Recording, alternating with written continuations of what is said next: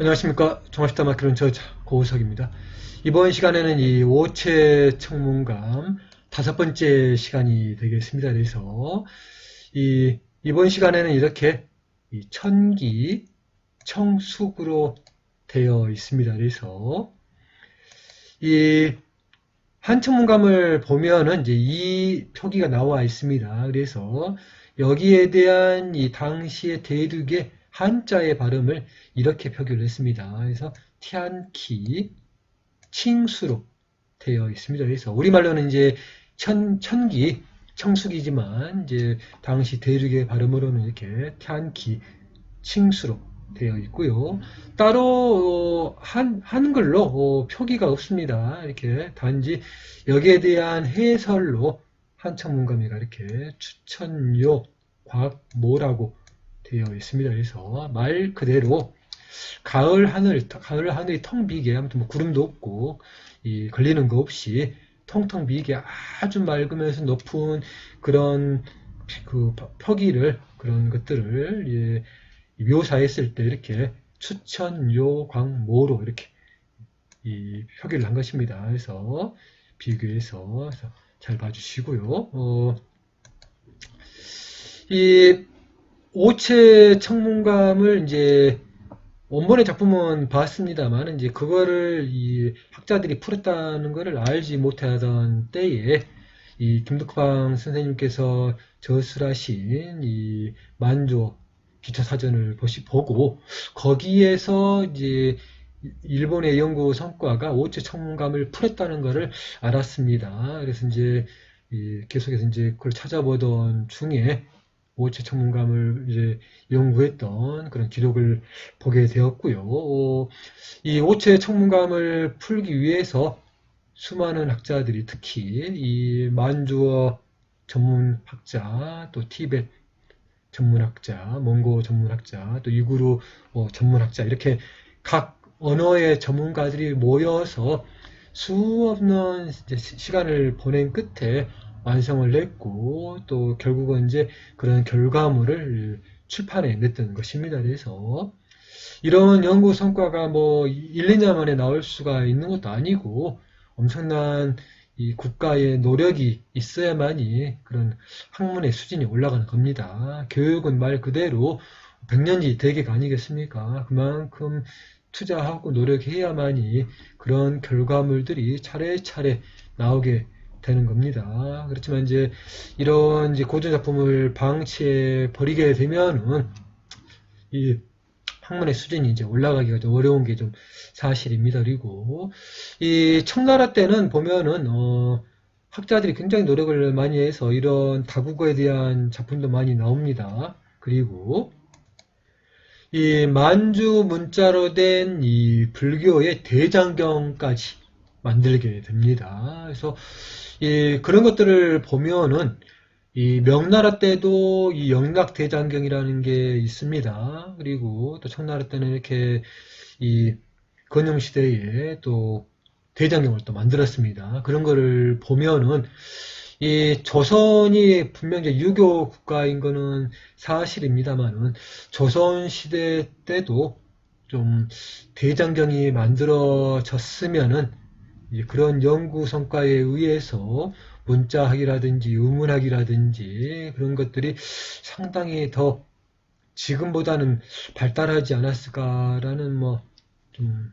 제 개인적인 생각입니다. 그래서 이 조선시대에 이제 국교가 유교였지만 만약에 이 대장경을 정리하고 만들었다 하면은 우리 조선의 그런 이 역사가 또 달라지지 않았을까 하는 생각을 좀 해봤습니다. 그래서 좀 그런 게 좀 아쉽습니다. 그래서 우리에게는 이제 많은 조선시대 작품이 있지만 그런 이 문자학에 깊이 있는 책들이 좀 대륙의 청나라보다는 좀 많이 좀 부족한 게 현실입니다. 그래서 좀 그런 면들이 좀 아쉽기는 하지만 또 남아있는 것들을 좀 많이 보고 또 연구를 하다 보면은 또 그런 부족했던 면들을 좀 보완하고 또 우수한 작품들이 좀 많이 현대에 나오지 않을까 생각을 해봅니다. 그래서 자, 한첨감을 또 비교해서 보게 되면은 이렇게 이제 만주문자가 또 거기에 또 있습니다. 똑같습니다. 여기 오지첨감에 나오는 그 필체랑 똑같고 이렇게 이 만주문자를 구현하면은 이렇게 표기가 됩니다. 그래서 이 알파벳 표기로 이렇게 앞카 푼더 되어 있죠.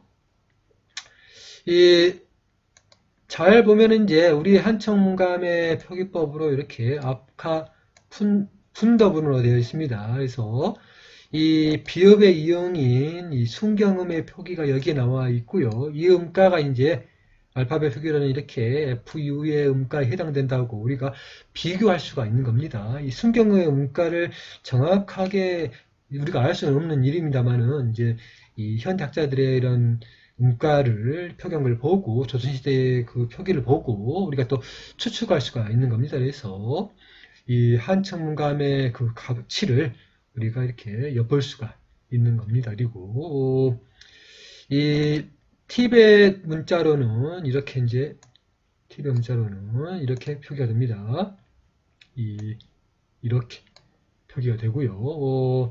이렇게 수동그담으로 적어져 있습니다. 그리고 동남으로 되어 있습니다. 그리고 항상 말씀해드리지만 이 티벳 문자가 이 청나라 때는 굉장히 중요하기 때문에 이 티벳 문자 밑에 따로 만주 문자로 이 음가를 표기해서 적어놨습니다. 그래서 이 만주 문자를 알면은 이 티벳 문자를 읽을 수 있게 해놨고요.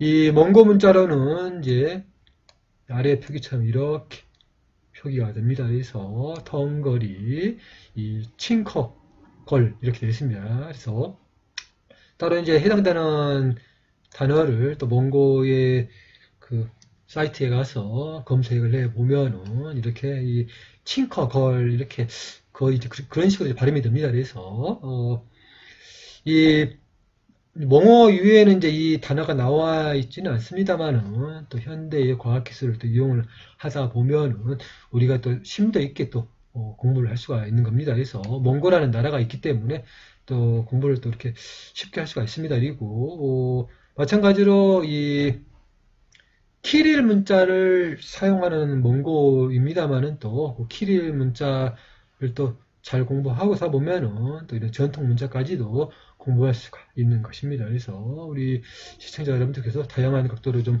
공부를 하시면은 큰 성과를 볼 수가 있을 것이고요. 차카타이 문자로는 이제 이렇게 써집니다. 그래서 이렇게 오른쪽에서 왼쪽으로 읽어주시면 되겠습니다. 그래서 이렇게 수죽, 아스만, 삽으로 되어 있습니다. 그래서 이 물론 이제 유구르어에 해당되는 그 단어이겠지만 그 필체는 상당히 독특해서 차카타이 그 문자라고 학자들이 밝혔던 것이고요.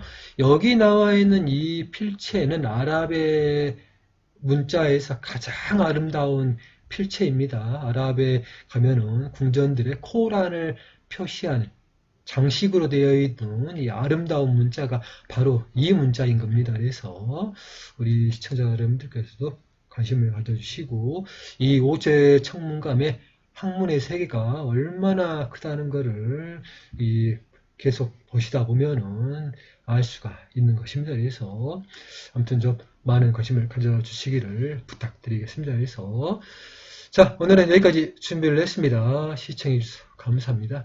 다음 시간에 뵙도록 하겠습니다.